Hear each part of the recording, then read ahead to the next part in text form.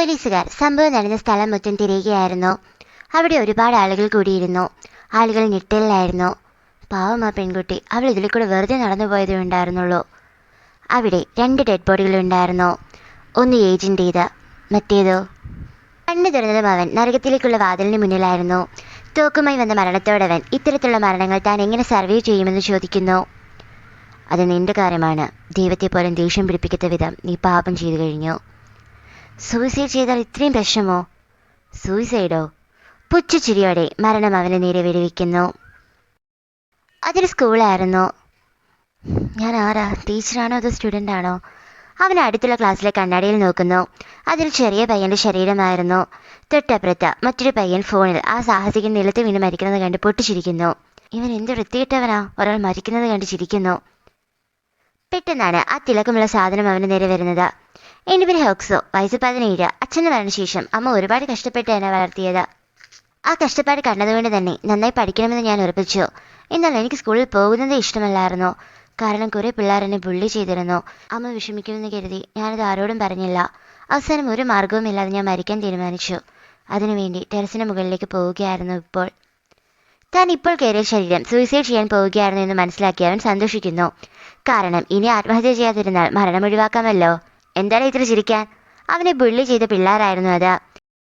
അവൻ പഴയ ഹുക്സും അല്ലല്ലോ, ഇപ്പോൾ അവൻ ഏജനാണ്. അവൻ ഇതൊന്നും കേട്ട് സഹിച്ചു നിൽക്കേണ്ട ആവശ്യമില്ല. അവൻ അവരെ എല്ലാം എടുത്തിട്ട് അടിക്കുന്നു. ലീഡർ എന്ന് തോന്നിയ ആളെ അടിച്ചു തോൽപ്പിക്കുമെന്ന സ്ഥിതി എത്തിയപ്പോഴാണ് ആ കൂട്ടത്തിൽ മറ്റൊരുത്തൻ അവനെ അടിക്കുന്നത്. ബാക്കിയുള്ളവരെ വെച്ച് നോക്കുമ്പോൾ അവൻ കുറെ കൂടി സ്ട്രോങ് ആയിരുന്നു. കൂടാതെ നമ്മുടെ നായകന്റെ ശരീരം ഒരു ചെറിയ ശരീരമല്ലേ, അതുകൊണ്ട് ആ സ്ട്രോങ് പയ്യന്റെ മുന്നിൽ ഏജിന് പിടിച്ചു നിൽക്കാൻ പറ്റുന്നില്ല. സ്ട്രോങ് പയ്യനും മറ്റൊരു പയ്യനും കൂടി പിടിച്ചു കൊടുത്തപ്പോൾ ലീഡർ അവനിട്ട് നന്നായി ഇടിക്കുന്നു. ഒരു പെണ്ണ് വന്ന് നിർത്തിപ്പോകാമെന്ന് പറഞ്ഞതുകൊണ്ട് അവന് കൂടുതൽ അടി കിട്ടുന്നില്ല.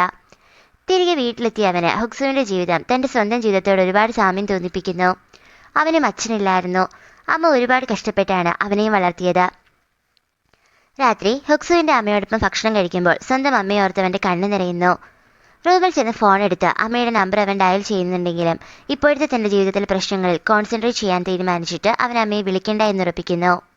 പിറ്റേന്ന് സ്കൂളിൽ ചെന്ന് അവൻ സ്ട്രോങ് പയ്യൻ ടോയ്ലറ്റിൽ പോയപ്പോൾ അവന്റെ പിറകെ ബാത്റൂമിലേക്ക് ചെല്ലുന്നു. സ്ട്രോങ് പയ്യനെ ലീഡർ ചെറുക്കൻ ലീഡർ കളിക്കുന്നതും തന്നെ ചുമ്മാ അടിക്കുന്നതും ഒന്നും ഇഷ്ടമായിരുന്നില്ല.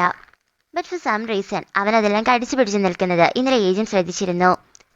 അതിൽ പിടിച്ച് കയറാമെന്ന് കരുതിയാണ് അവൻ അവിടേക്ക് ചെന്നത്. എന്താണ് നീ ഇവിടെ? അതല്ല സാർ, ഞാൻ കരുതുന്നത് സാറാണ് സ്ട്രോങ്.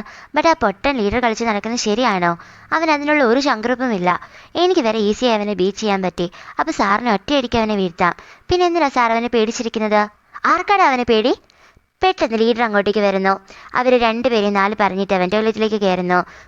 പുറത്തിറങ്ങിയപ്പോൾ സ്ട്രോങ് പയ്യൻ ഏജനോട് നീ പറഞ്ഞത് സത്യമാണെന്നും അവനൊരു മൊണ്ണയാണെന്നും എന്നാൽ അവന് പിറകിൽ വലിയൊരു ടീമുണ്ടെന്നും പറയുന്നു. ഞാനവനെ അടിച്ചാൽ ഈ പ്രദേശത്ത് തന്നെ താന്തോന്ന് സീനിയർ ഒരുത്തനുണ്ട്. അവനിറങ്ങും. അവൻ എന്നെക്കാട്ടി സ്ട്രോങ് ആണ്. പിന്നെ പഞ്ഞിക്കിടും അവൻ എന്നെ. അതോർത്ത് ഞാൻ കടിച്ചു പിടിച്ച് നിൽക്കുന്നത്, അല്ലാതെ പൊട്ടനെ പേടിച്ചിട്ടല്ല.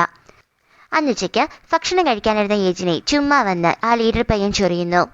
ഏജൻ ആ നൂഡിൽസ് പാത്രം മൊത്തം അവൻ്റെ തലയിൽ കമഴ്ത്തി കൊടുക്കുന്നു. എന്നിട്ട് ഒറ്റ ഓട്ടം. ഡോ! ലീഡർ ചെക്കൻ സ്ട്രോങ് പയ്യനോട് ഏജിനെ പിടിച്ചുകൊണ്ട് വരാൻ പറയുന്നു.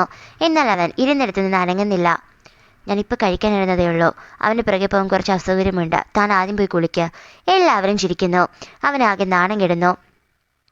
ഇക്കാര്യം അവൻ താൻ സീനിയറിൻ്റെ അടുത്ത് ചെന്ന് പറയുന്നു. എന്നെ സഹായിക്കണം ചേട്ടാ.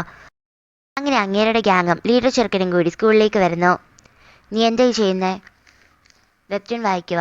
എന്ത്? നീ പറഞ്ഞതുകൊണ്ടാണ് ഞാൻ അവനോട് അങ്ങനെയൊക്കെ പെരുമാറിയത്. പ്രോപ്പർ പ്ലാൻ ഇല്ലാതെയാണോ നീ ഇതിനേക്ക് ഇറങ്ങി തിരിച്ചത്? ഡോണ്ട് വറി, ഇതാണ് എൻ്റെ പ്ലാൻ. കറക്റ്റ് ടൈമിൽ ക്ലാസ്സിലേക്ക് അവർ കയറി വരുന്നു.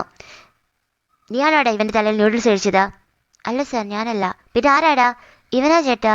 ഇവനോ? നിഷ്കളങ്കനായ ഏജനെ കണ്ട് സീനിയർ ഞെട്ടുന്നു. ഈ കിളിന്ന് പയ്യനെ വരട്ടാനാണ് നീ എന്നെ വിളിപ്പിച്ചത്? കഷ്ടം. ഇതുപോലുള്ളവരെ പോലും നിനക്ക് കൈകാര്യം ചെയ്യാൻ വയ്യേ. മേലാൽ എൻ്റെ അടുത്തൊന്നും പറഞ്ഞുകൊണ്ട് വരരുത്. നാണക്കേട്. അവരവിടെ നിന്ന് പോകുന്നു. ലീഡർ ചിക്കൻ ആകെ നാറുന്നു. എല്ലാവർക്കും അവനെ പുല്ലുവിലയാകുന്നു. ഏജിനെ അവനെ അടിക്കാൻ ചെല്ലുന്നുണ്ടെങ്കിലും സ്ട്രോങ്ങർ പയ്യൻ അവനെ അടിച്ചിരുന്നു. ആകെ നാണം കെട്ട് സ്കൂളിലുള്ള വിലയും പോയി. പോരാതെ സ്നേഹിച്ച പെണ്ണും ഉപേക്ഷിച്ച് ആകെ ഒരു ലോസറായി അവൻ മാറുന്നു. രാത്രി ജോഗിംഗ് ഒക്കെ കഴിഞ്ഞ് വീട്ടിലേക്ക് നടക്കുകയായിരുന്നു ഏജിയൻ.